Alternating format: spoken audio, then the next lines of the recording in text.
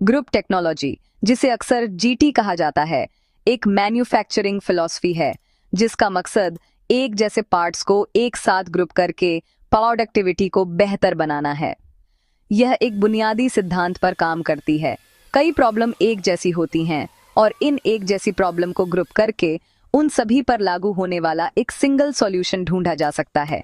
यह approach traditional job shop production से बिल्कुल अलग है, जहां पार्ट्स को उनकी यूनिक रूटिंग शीट्स के हिसाब से इंडिविजुअली प्रोसेस किया जाता है। यूनिक कंपोनेंट्स के एक बड़े कलेक्शन को देखने के बजाय ग्रुप टेक्नोलॉजी उनके डिजाइन और मैन्युफैक्चरिंग प्रोसेस में मौजूद अंडरलाइंग सिमिलैरिटीज को पहचानती और उनका इस्तेमाल करती है। यह सिंपल लेकिन पावरफुल कॉन्सेप्ट एक फैक्ट्री फ्लोर को कैसे ऑर्गेनाइज और मैनेज किया जाता है, इसमें फंडामेंटली बदलाव करता है, जिससे एक कॉम्प्लेक्स एनवायरनमेंट में ज्यादा एफिशिएंसी और ऑर्गेनाइजेशन का रास्ता खुलता है। इस फिलॉसफी के पीछे का मेन आइडिया पार्ट फैमिली की पहचान करना है। एक पार्ट फैमिली कंपोनेंट्स का एक कलेक्शन है जो पूरी तरह से एक जैसे न होने पर भी महत्वपूर्ण सिमिलैरिटीज शेयर करते हैं। ये सिमिलैरिटीज उनके जियोमेट्रिक शेप और साइज से जुड़ी हो सकती हैं, जैसे कि रोटेशनल, प्रिज्मेटिक या एक जैसे डायमेंशन वाले होना। इसके बजाय सिमिलैरिटीज उन्हें बनाने के लिए जरूरी मैन्युफैक्चरिंग प्रोसेस पर बेस्ड हो सकती है, जैसे कि एक स्पेसिफिक सीक्वेंस में टर्निंग, मिलिंग और ड्रिलिंग ऑपरेशन की जरूरत होना। इन फैमिली को पहचान कर एक कंपनी हर पार्ट को एक अलग एंटिटी के रूप में ट्रीट करने से दूर जा सकती है। पर्सपेक्टिव में यह बदलाव टूलिंग, फिक्सचर और प्रोसेस प्लान के स्टैंडर्डाइजेशन की परमिशन देता है, जिससे अलग अलग पार्ट्स की एक वाइड वैरायटी को बनाने से जुड़े सेटअप टाइम और कॉस्ट में काफी कमी आती है। ग्रुप टेक्नोलॉजी को इम्प्लीमेंट करना सिर्फ एक टेक्निकल बैड लैव नहीं है, बल्कि मैन्युफैक्चरिंग मैनेजमेंट में एक स्ट्रैटेजिक बैड लैव है। इसके लिए एक कंपनी द्वारा बनाए गए सभी पार्ट्स के गहन एनालिसिस की जरूरत होती है। इसमें हर कंपोनेंट को क्लासिफाई और कोड करने का एक सिस्टमैटिक प्रोसेस शामिल है, ताकि उसके मेन एट्रीब्यूट को कैप्चर किया जा सके। इंफॉर्मेशन का रिजल्टिंग डेटाबेस इंजीनियरों और प्लानर के लिए एक पावरफुल टूल बन जाता है। ये पार्ट पोर्टफोलियो को रैशनलाइज करने, रिडंडेंट डिजाइन की पहचान करने और नए पार्ट को पेश करने के बारे में ज्यादा इन्फॉर्म्ड डिसीजन लेने में मदद करता है। ये फिलॉसफी प्रोडक्शन के एक होलिस्टिक व्यू को बढ़ावा देती है, जहां फोकस इंडिविजुअल ऑपरेशन को ऑप्टिमाइज करने से मैन्युफैक्चरिंग सिस्टम के जरिए पार्ट्स की पूरी फैमिली के फ्लो को ऑप्टिमाइज करने की ओर बढ़ता है, जिससे एक ज्यादा स्ट्रीमलाइन और रिस्पॉन्सिव प्रोडक्शन एनवायरनमेंट बनता है। आखिर में ग्रुप टेक्नोलॉजी का गोल बैच मैन्युफैक्चरिंग के high variety, low volume environment में मास प्रोडक्शन की एफिशिएंसी लाना है। एक ट्रेडिशनल सेटअप में हर नए पार्ट के लिए एक कस्टम प्रोसेस प्लान, नया टूलिंग सेटअप और फैक्ट्री के जरिए एक यूनिक पाथ की जरूरत होती है। इससे लंबा lead time, high work in process inventory और मशीन सेटअप पर खर्च किया गया महत्वपूर्ण नॉन प्रोडक्टिव टाइम होता है। ग्रुप टेक्नोलॉजी एक ज्यादा स्ट्रक्चर्ड और प्रेडिक्टेबल प्रोडक्शन फ्लो बनाकर इन चैलेंज को सीधे तौर पर एड्रेस करती है।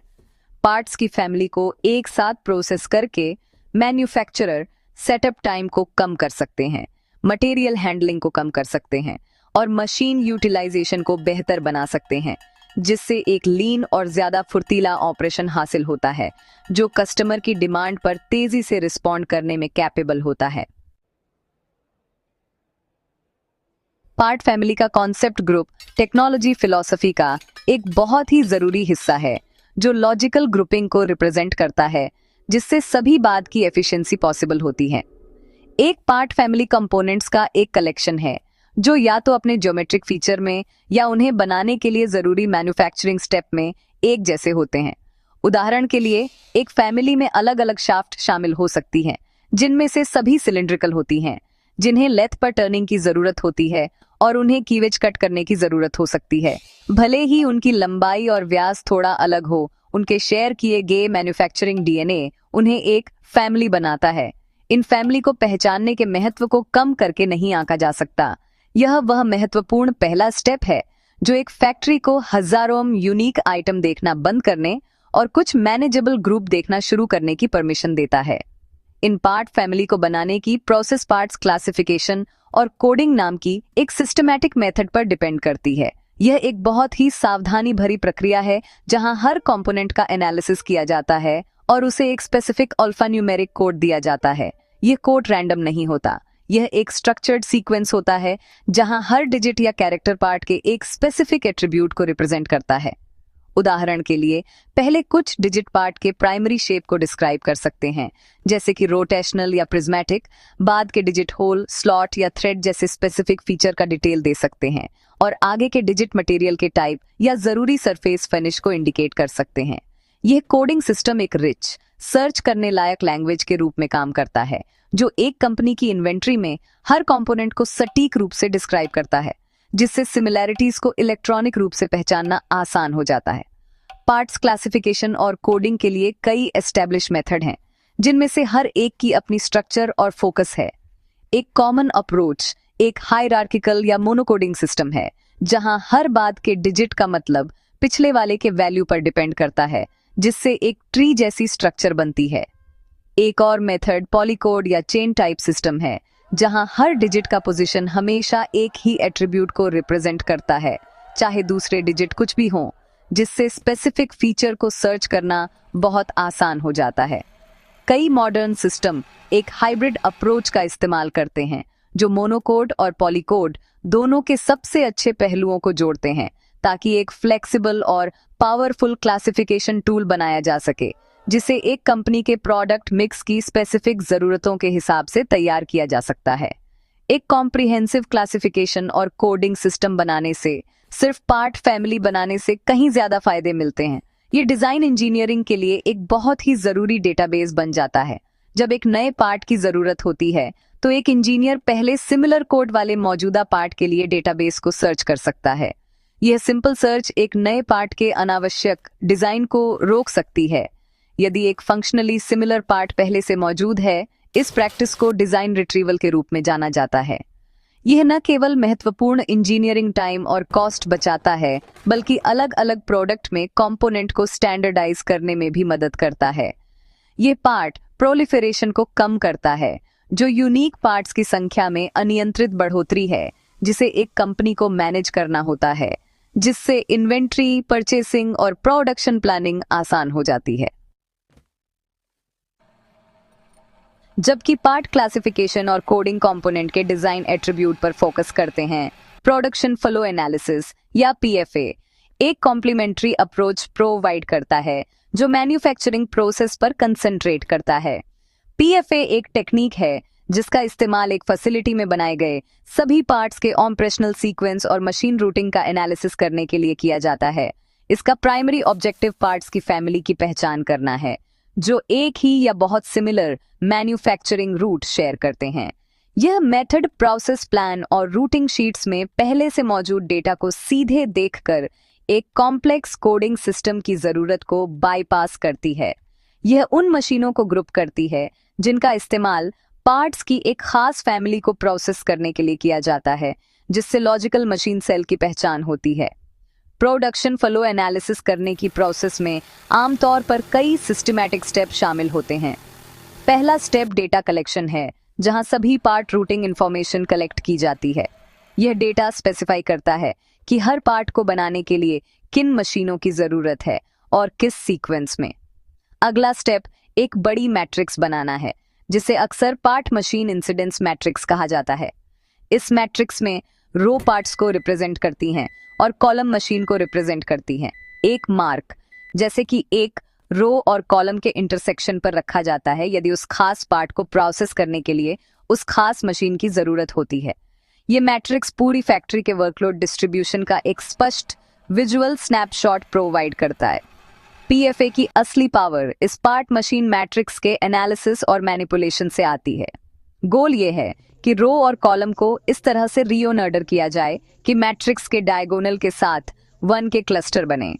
यह क्लस्टरिंग प्रोसेस, जिसे अलग अलग सॉर्टिंग एल्गोरिदम का इस्तेमाल करके किया जा सकता है, प्रोडक्शन फ्लो की अंडरलाइंग स्ट्रक्चर को रिवील करती है। डायगोनल पर हर अलग क्लस्टर एक पार्ट फैमिली और उसे बनाने के लिए जरूरी मशीनों के कॉरेस्पॉन्डिंग ग्रुप को रिप्रेजेंट करता है। ये क्लस्टर असल में मैन्युफैक्चरिंग सेल बनाने के लिए ब्लूप्रिंट हैं। कोई भी एंट्री जो इन डायगोनल ब्लॉक के बाहर आती है, वह एक्सेप्शनल पार्ट या ऑपरेशन को रिप्रेजेंट करती है, जिन्हें स्पेशल हैंडलिंग या रीरूटिंग की जरूरत हो सकती है। प्रोडक्शन फ्लो एनालिसिस से मिली इनसाइट मटेरियल फ्लो को बेहतर बनाने के लिए फैक्ट्री लेआउट को रीडिजाइन करने के लिए महत्वपूर्ण है। एक ट्रेडिशनल फंक्शनल लेआउट में पार्ट्स अलग अलग डिपार्टमेंट के बीच लंबी दूरी तय करते हैं, जैसे कि लेथ डिपार्टमेंट से मिलिंग डिपार्टमेंट और फिर ड्रिलिंग डिपार्टमेंट तक। पीएफए एक सेलुलर लेआउट बनाने की परमिशन देता है, जहां एक पार्ट फैमिली के लिए जरूरी सभी मशीन फिजिकली एक साथ स्थित होती हैं। यह मटेरियल हैंडलिंग की दूरी को नाटकीय रूप से कम करता है, ऑपरेशन के बीच इंतजार कर रही वर्क इन प्रोसेस इन्वेंट्री को कम करता है, मैन्युफैक्चरिंग लीड टाइम को छोटा करता है और प्रोडक्शन स्केड्यूलिंग और कंट्रोल को आसान बनाता है। पीएफए एक अव्यवस्थित जॉब शॉप को स्ट्रीमलाइन ऑर्गेनाइज्ड प्रोडक्शन लाइन की एक सीरीज में बदलने के लिए एक डेटा ड्रिवन मेथड प्रोवाइड करता है। ग्रुप टेक्नोलॉजी को इंप्लीमेंट करने का लॉजिकल नतीजा, चाहे पार्ट क्लासिफिकेशन या प्रोडक्शन फ्लो एनालिसिस के जरिए हो, मशीन सेल का डिजाइन है। एक मशीन सेल अलग अलग मशीनों और इक्विपमेंट का एक डेडिकेटेड क्लस्टर है, जिसे फिजिकली एक साथ ग्रुप किया जाता है ताकि पार्ट्स की एक खास फैमिली को प्रोसेस किया जा सके। एक ट्रेडिशनल लेआउट के उलट, जहां सभी सिमिलर मशीन एक डिपार्टमेंट में स्थित होती हैं, एक सेल में अलग अलग तरह की मशीनों का कलेक्शन होता है। उदाहरण के लिए एक लेथ, एक मिलिंग मशीन, एक ड्रिल प्रेस और एक इंस्पेक्शन स्टेशन। यह अरेंजमेंट एक पार्ट फैमिली को सेल की सीमाओं के भीतर कच्चे माल से तैयार या लगभग तैयार स्थिति तक प्रोसेस करने की परमिशन देता है, जिससे मूवमेंट और देरी कम होती है। एक इफेक्टिव मशीन सेल का डिजाइन सिर्फ मशीनों को एक दूसरे के बगल में रखने से कहीं ज्यादा है। इसमें वर्कफ्लो और एर्गोनॉमिक्स पर सावधानीपूर्वक विचार करना शामिल है। एक मशीन सेल के लिए सबसे कॉमन लेआउट यू शेप है। यह कॉन्फ़िगरेशन बहुत एफिशिएंट है, क्योंकि यह सेल के भीतर ऑनप्रेटर या ऑनप्रेटरों के लिए चलने की दूरी को कम करता है। यह मटेरियल के लिए एंट्री और एग्जिट पॉइंट को भी एक दूसरे के करीब रखता है, जो मटेरियल हैंडलिंग लॉजिस्टिक्स को आसान बनाता है।